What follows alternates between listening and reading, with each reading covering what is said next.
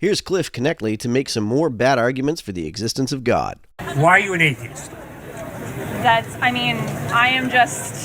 don't know. I'm an incredibly scientific person. It doesn't have anything to do with proof like you were talking about earlier. Good. Right. It's just not something that I choose to believe in. I have never thought very highly of religion, but it's only because of extremist people.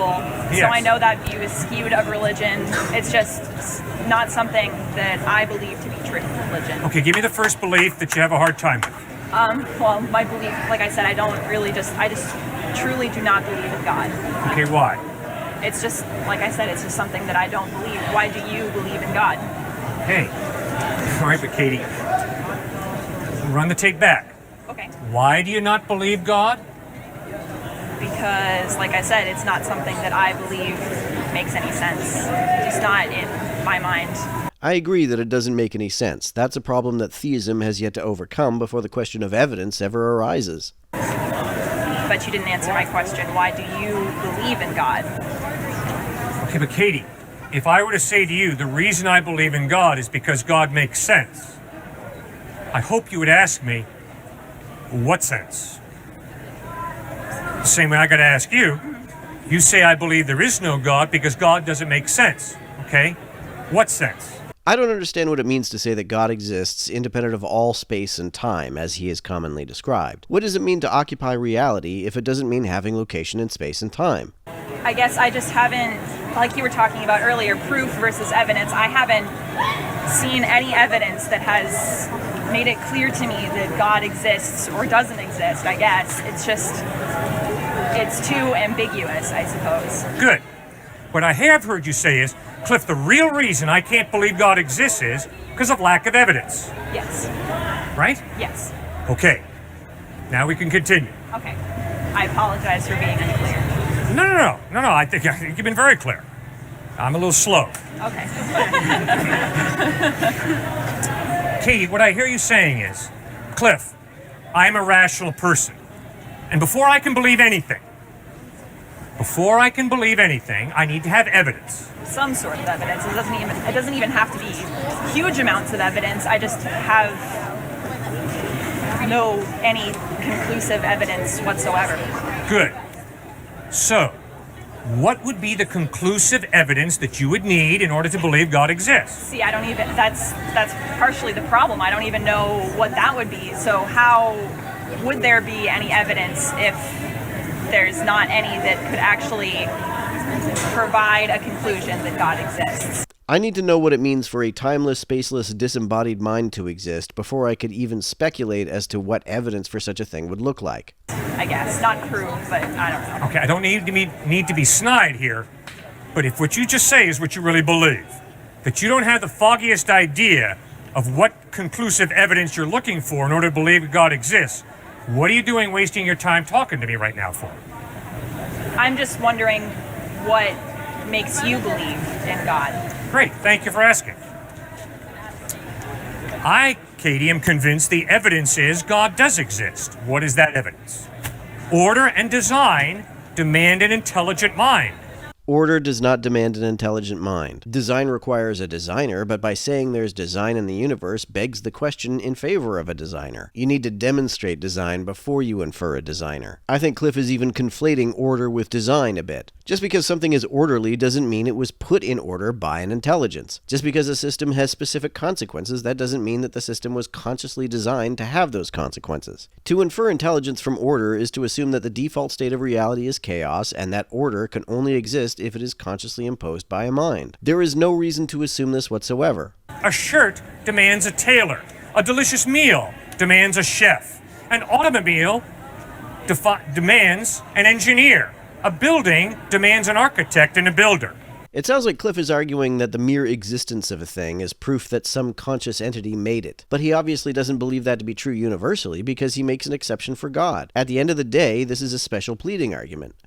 To think that order and design come about by chance, nothing in my observation validates that. I don't believe that the universe or the order inherent to it came about by chance. The universe is the space-time continuum, so it has existed throughout all of time. It didn't come about at all, least of all by chance, because it's always been about. A watch points to a watchmaker. Travel from the watch to the hand. This is far more highly designed than this. If it's ludicrous to believe that this came about by chance, how much more ludicrous is it for me to believe that this came about by chance? Atheism is not the proposition that biology came about by chance. Mutation is a largely chance event, but natural selection is not. Most of what we see today is the product of deterministic processes, not chance. And there's no reason to infer that deterministic processes can't exist without a designer. Design demands a designer. It didn't come about by chance, though. It's scientifically proven that humans came about from evolution. There is conclusive scientific evidence that that is exactly what happened. There is absolutely no scientific evidence that God does not exist.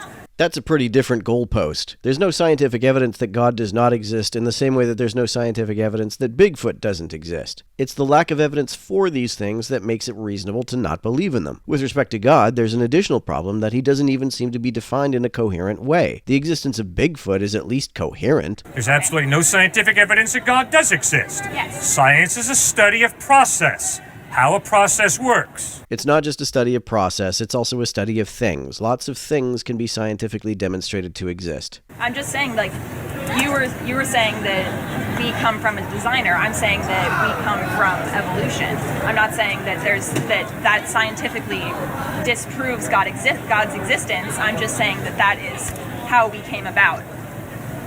But then the difficult, important question to answer is it more reasonable, is it more plausible to believe that behind evolution there's an intelligent mind, or is it more plausible and reasonable to believe that behind evolution there's no intelligent mind, there's just chance and fate?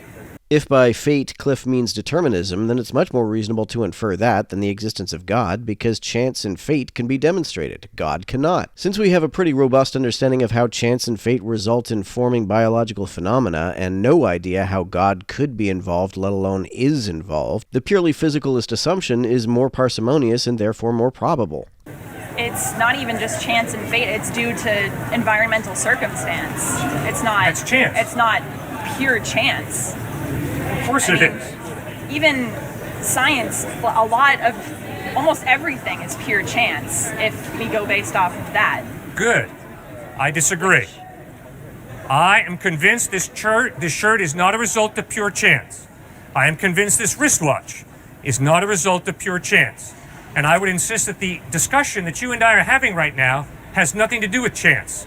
It has to do with two rational minds. Yes. Engaging. Yeah. Taking the time to listen to each other, to respect each other enough to take what the other says seriously, and then to respond in as reasonable a way as possible. That's rational discourse, not chance. Right, it's not chance. It's a consequence of brains behaving very deterministically rather than spontaneously. True. Katie, I tried to play major college basketball. I didn't play in any games. I just barely made the team. Why? Because to put a ball through a hoop 10 feet above the floor doesn't happen by chance. It happens as a result of tremendous skill. And I don't think a 4.0 at this fine university is an accident.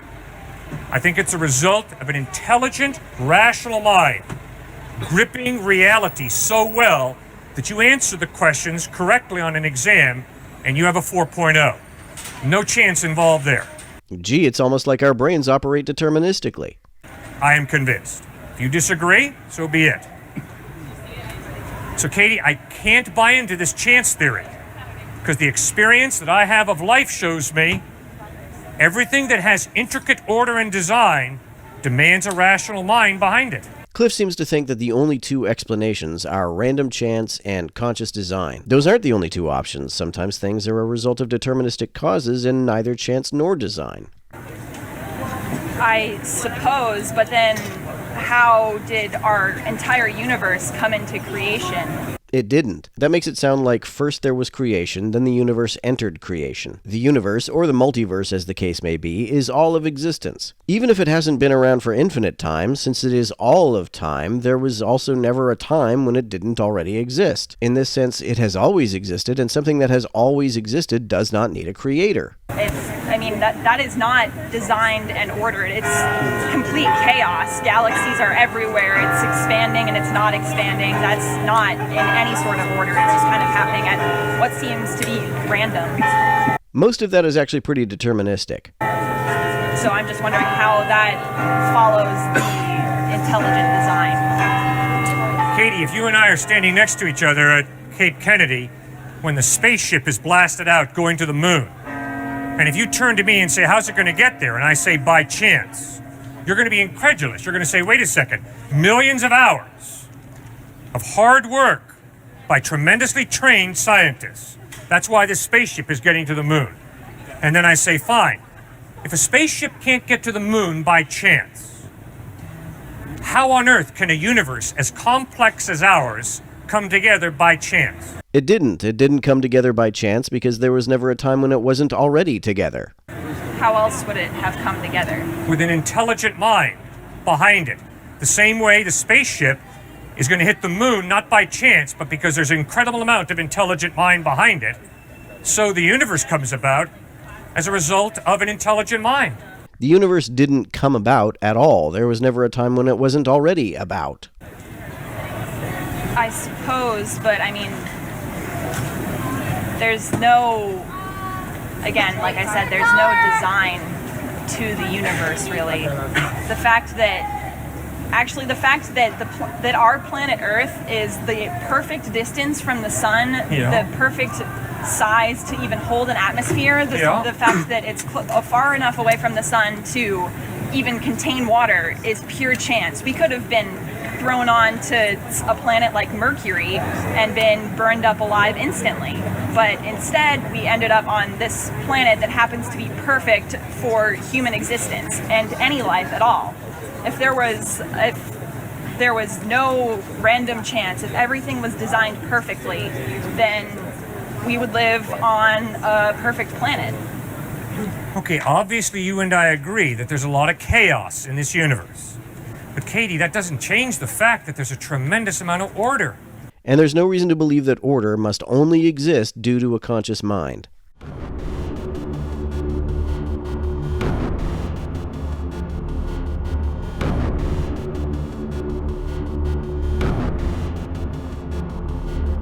To everyone who helps me out on Patreon, you're a big help. Thanks so much.